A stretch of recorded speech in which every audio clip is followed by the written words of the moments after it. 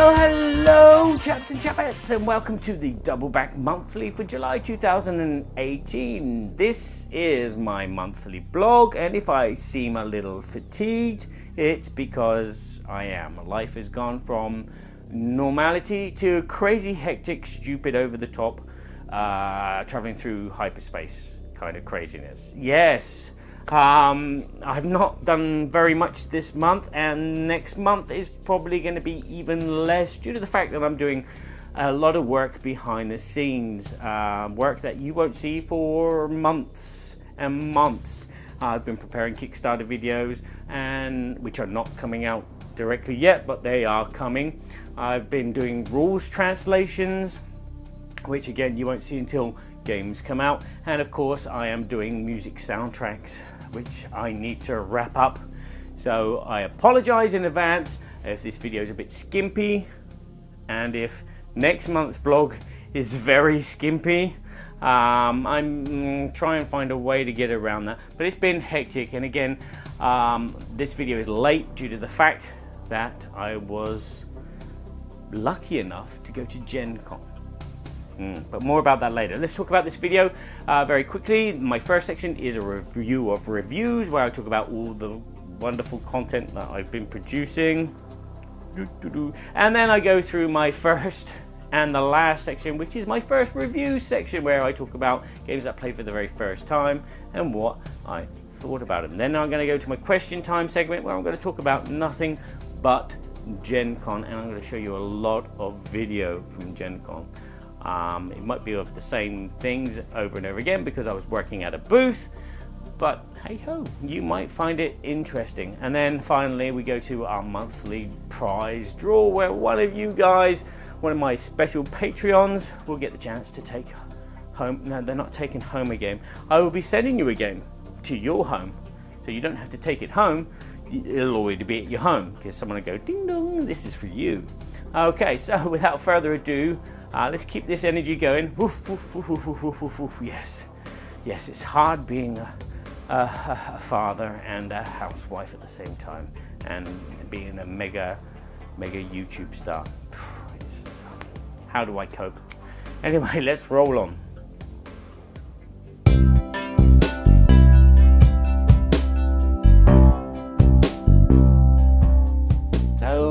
July has been a quiet month for me, and I apologize. I have had some Kickstarters to work through, and they are being worked through, and some are finished and some are not, but you'll see about them a bit later in the future. But I did manage to give a first impressions for the Kickstarter game, which successfully funded Dominations. Dominion's over there. And that's not a Kickstarter, but Dominations was a Kickstarter from Holy Grail Games, where players are building civilizations, but this is like a Euro style game. The theme is there in spirit, but it's not there in its visual aesthetics. It's a great, very deep, profound strategic game where you're placing dominoes to collect resources. These resources are knowledge, and you're using this knowledge to build cities and also to build wonders, which kind of really ties in really well. It's successfully funded. There's lots of expansions for it. It's really good. Go and check out that video if you can. Also, I reviewed and showed you how to play the game Ganymede from Sorry We Are French, which is coming very, very soon. It's out in France. You can get it from Philibert, and you could probably get it later on in Europe, and hopefully later on in the year in the States and everywhere else in the world. This is a Splendor-ish type game where players are drafting cards and tiles from a center of a pool, and what they're trying to do is they're trying to make their corporation the biggest and best and far-reaching corporation in the universe. This is the future. You're recruiting colonists and then transporting them from Earth to Mars, and then Mars to Ganymede, and then hopefully off into the great blue yonder to get as many points as you possibly can. It's really quick playing. It's really simple to learn. The icons are great. This is a really light, fluffy version of Splendor, which I think everybody can pretty much get into. There's not a lot of brain power involved. There's a little bit of interaction, not as much as I'd like, but there's enough there to keep players going throughout the game. So yes, I've posted a how to play and a review of that. This game is definitely my cup of tea. And that's about it.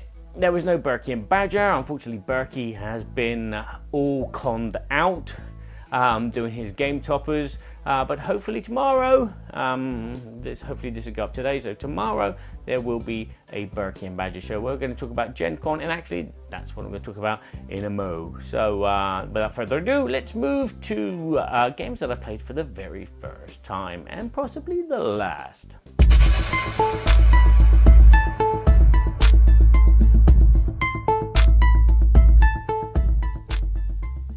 So unfortunately, again, I've been snowed under with work and family, and I haven't played many new games. But I'll tell you about some that I've played recently at Gen Con. First one I'm going to start with is Dinosaur Tea Party, or something to that effect. This is a multiplayer Guess Who. Is probably the best way to explain this game. It is a game where players are going to be asking questions like in Guess Who's to try and guess whose identity is whose. There's going to be like 25 dinosaurs laid out on the table, and each dinosaur has things that they like. They might like tea, and they might also like the color yellow, and they might like paint, and they might like rain or whatever. And players will be dealt one of these dinosaurs. Also, some of the dinosaurs have special things on them. So if your dinosaur, if your personality is a dinosaur which always answers with the opposite of what they really are, then you're going to have to answer the opposite of what they really are. So if your dinosaur does like cake, you say no, it doesn't like cake.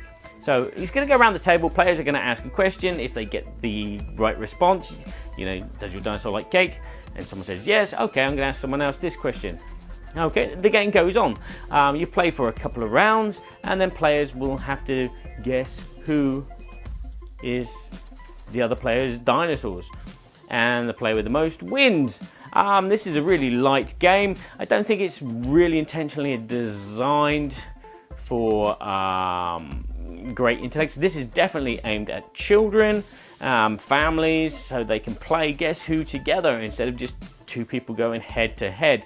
It's really cute, it's really colourful. The icons were a bit small. They could have been bigger on the central cards to make it a bit more convenient and faster for the gameplay, because 25 dinosaurs, and they're quite big cards. They're like tarot size, and you're going to be reaching over and looking at them and going, okay, right, okay, that one's that one, that one, that one. You're looking at the clues because you have like the 15 different questions that you can ask in front of you, and you'll be revealing yours to the other players, and they'll also be revealing their own. As I said, great family game, not really a gamer game. I think it might have some flaws with a bit more replayability, with a bit more replaying, but overall, well presented, and a Dinosaur Tea Party. The other game that I got to play with the Alaboom crowd, as they like to be called, like Keith, you know that Keith, and Forrest Bauer and Joel Eddy, is Gizmos. Now this game got quite a lot of buzz at the convention, and Gizmos again is a Splendor-ish type of game where you are buying these resources in the middle of the table to add to your collection. You basically got this contraption and you're adding gizmos to it. You'll be paying for these gizmos with marbles, which you can collect. Every player will start off with their little player board, and they'll have one action that they can do. Well, kind of one action that they can do, and that's fire, which means that they can draw a marble from this marble dispenser, like in Potion Explosion, and put it into their ring. Everybody has a certain amount of cards that they can hold, amount of marbles that they can hold as well, and also the amount of other things as well. Now you're gonna be doing chain reactions in this game. You're gonna buy you're gonna collect a gizmo and put it in your reserve, and if you've got the currency for it in marbles, you can buy it and add it to wherever it goes. You've got different sections of your board. Each section is an action, so you can do one action on your turn. But maybe one action that you do will activate a row of cards that you've collected under that action, which may tell you that you can do this action as well. So you're going to be doing probably multiple actions every time you do one action. You'll start off by building something, and that build action will allow you to then draw something, which you can then chain react off the draw pile, and which will then go into the file pile because there's an action which chains off of that. Very, very, very well designed game, which plays until someone has 15 cards on their thing. You know, so you've you've added 15 gizmos to your contraption, and that would bring on the end game scoring, where players will count the points from the cards, and the player with the most points wins. Really, really a different type of brain burner to Splendor. It's the same idea, where you're using something which will give you something which will let you buy that card and build it, but there's this like whole chain reaction effect which can happen during the game, which, you know, you really have to do a lot of pre-planning. Are you going to build cards which will allow you to hold more money, more marbles, and let you hold more cards to the side so you can build them later? And then, you know, in that respect, you're blocking other players. The interaction is fun. Again, it's basically from the pool, the interaction, but, you know, just taking cards which other people want is always a fun thing. You're just laughing. I wanted that because I've got the 3 blacks that I need. There's also, yeah, that was another thing. You can transform the colors of your marbles. There's a transformation section. So yeah, lots of things to do, lots of things to think about. This is really enjoyable. I can't wait to play it again. This is one for the future. I think is going to be really, really good, especially if you like Splendor. And that's about it. That's all the games that I've managed to play over the past month, because it's been hectic.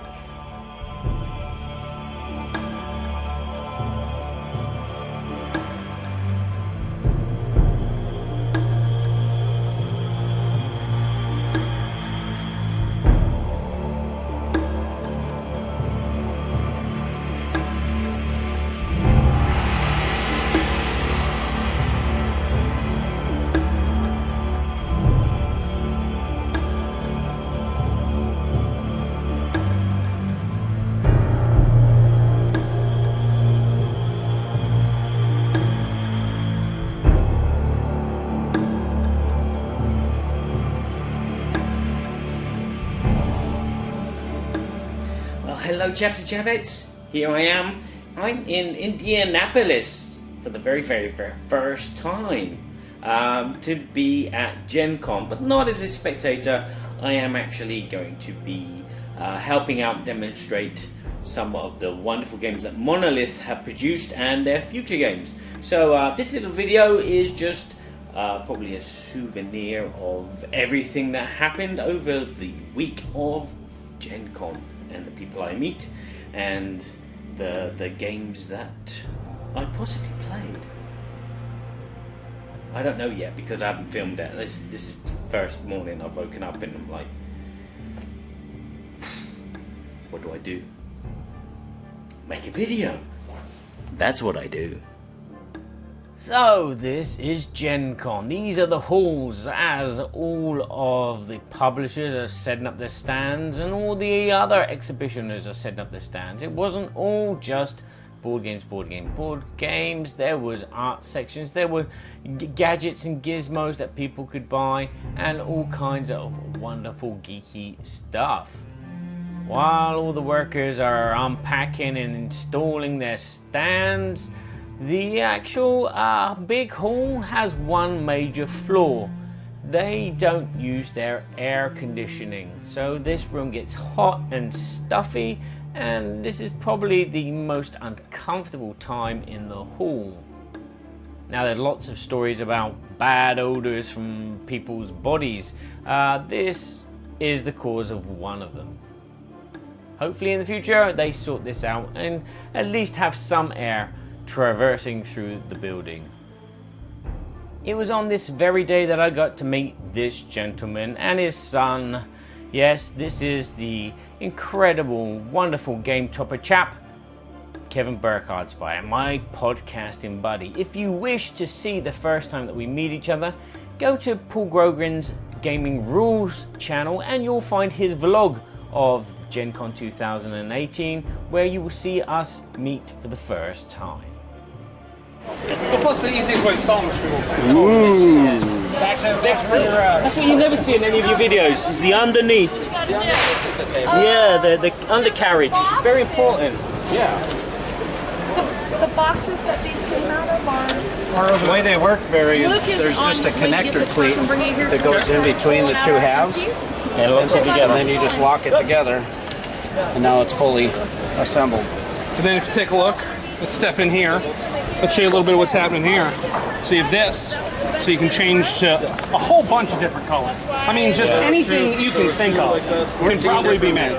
So what we need to do is witchy wagers mats. We can do all kinds of North Star specific product every year. Yep. That's beautiful. That's beautiful. We're talking now. We're showing it to the right people. And the right people are saying, "This is what you're talking about." Like, yeah, this is what I'm talking about. How much do you do this one for? It's like, right. You know, that'd be great to have in. Nothing to see here. Okay, move along. On the days of the convention, everybody walked along these very, very sexy carpets. This is around about 9 o'clock in the morning when the convention actually starts at 10. But there are some rooms attached to the convention center which opened from I do not know when, but players were role-playing or playing card games or learning new games from friends even before the convention had started. There were even queues and queues and queues to get in to the main hall. For me, my day was at the Monolith booth, teaching people how to play games. Games like Mythic Battles. Mythic Battles is a game for 2 to 4 players where each player will choose a god and then draft an army and either play out a scenario or maybe a campaign or just do a plain old skirmish. This is a very tactile game which uses a card mechanic much like you'd find in like Yu-Gi-Oh! Or even Magic the Gathering, places it into a mini universe where terrain and special powers of characters will interact with each other, and then adds this very cool exploding dice mechanic for combat. The minis are stunning and wide and vast. Also got to demo Batman Gotham City Chronicles, a game which is like the son of Conan, meaning that it uses the same system but it's been tweaked and augmented to feel like the Gotham universe. One player will be controlling the villains and acting out their dastardly plans from one of the scenarios from the actual comic books, while the other players each don the cowl of a superhero in the Gotham universe and try to thwart them.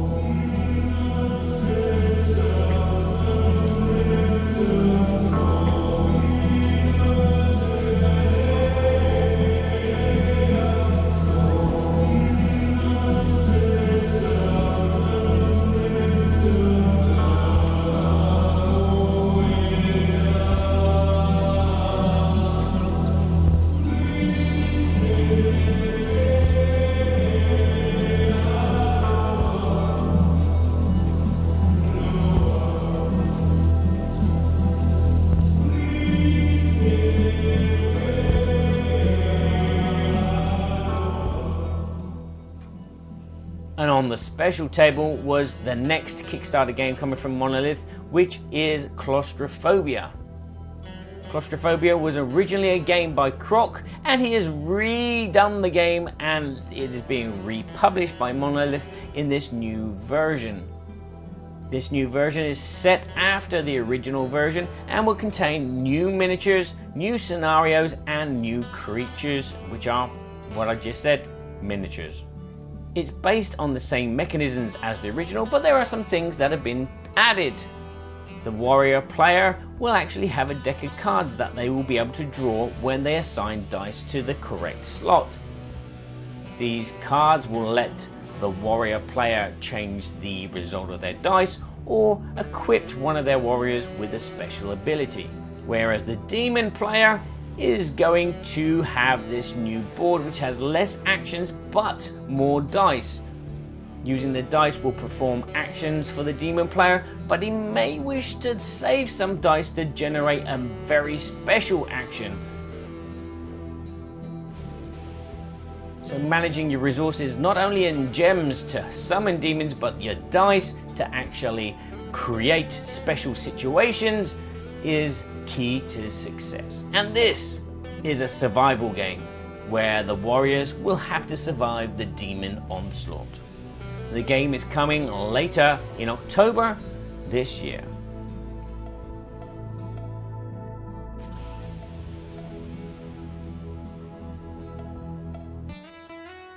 I got to work with the wonderfully dedicated David. Okay, so in this game... Yeah? This guy will hurt you. Yes, where did the axe go? This axe? Le cassé. This No, axe? no, lost. This axe? No. I do it.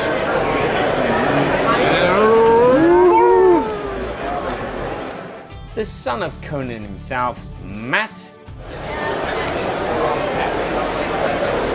I'm waiting, Matt. Oh! And local old cat, Ken. During the course of a turn, the first thing you will always do is draw cards. That's going to be, this first section is going to be phase A of your turn phase. Is it all players at the same time? No,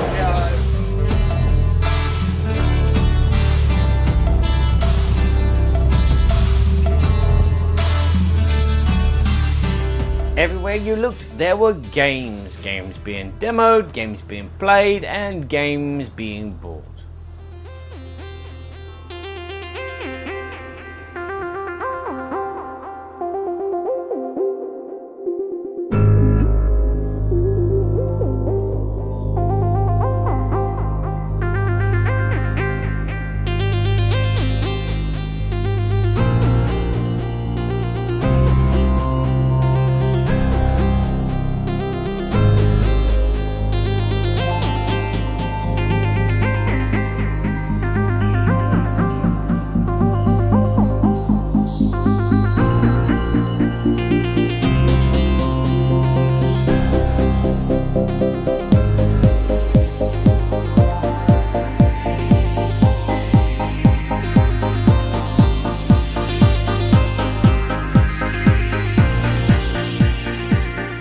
On the very few occasions that I went for a walk around, I caught up with some old friends like Benjamin Loomis from Sirenscape.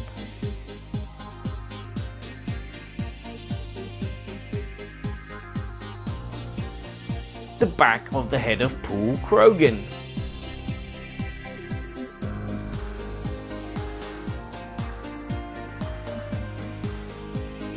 And the back of the side of Chaz Marler, as well as many of the team of the Dice Tower crew, the Yalla Boom crew, and of course the Board Game Geek crew.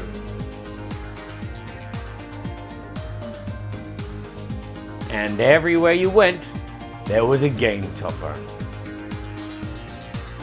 25 publishers were demoing games with game topper tabletops. Yes, these tabletops designed by my podcasting buddy Kevin Burkhardt-Smyer. They were sexy on the top and also sexy from underneath. Talking of my friend Burky, we got to hang out a lot at Gen Con. Maybe too much. It gave me scurvy.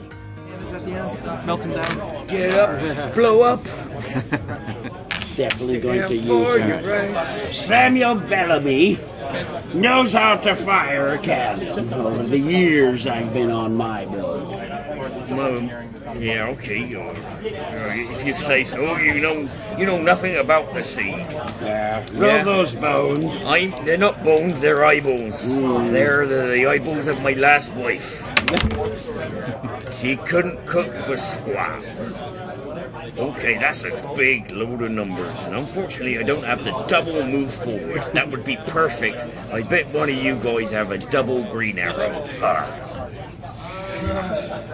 Okay, what do I need to cross the 7 seas in luxury? I am there, so I need to go 1, 2, 3, 4, 5, 6. I can go 1, 2, 3, 4, 5, 6. Or I can go 1, 2, 3, 4, 5. Or I can go.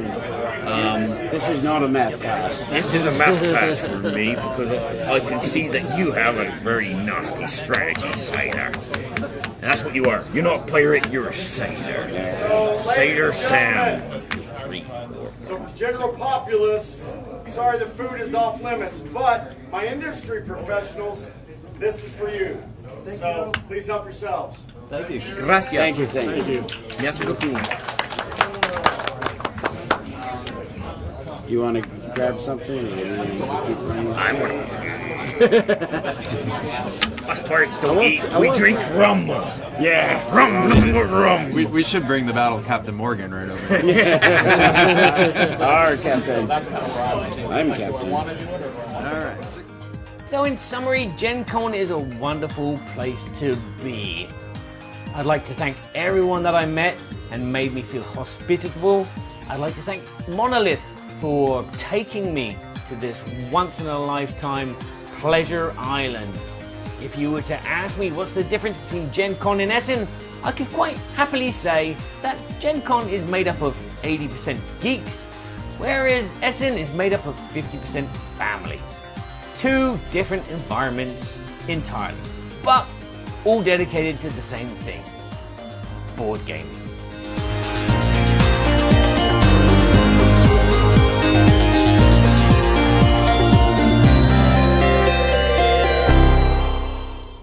So here we go, the prize draw to see who has won a copy of Set. Okay, this is one of my favorite games to play on my own or with the family. It is a great kind of visual stimuli game.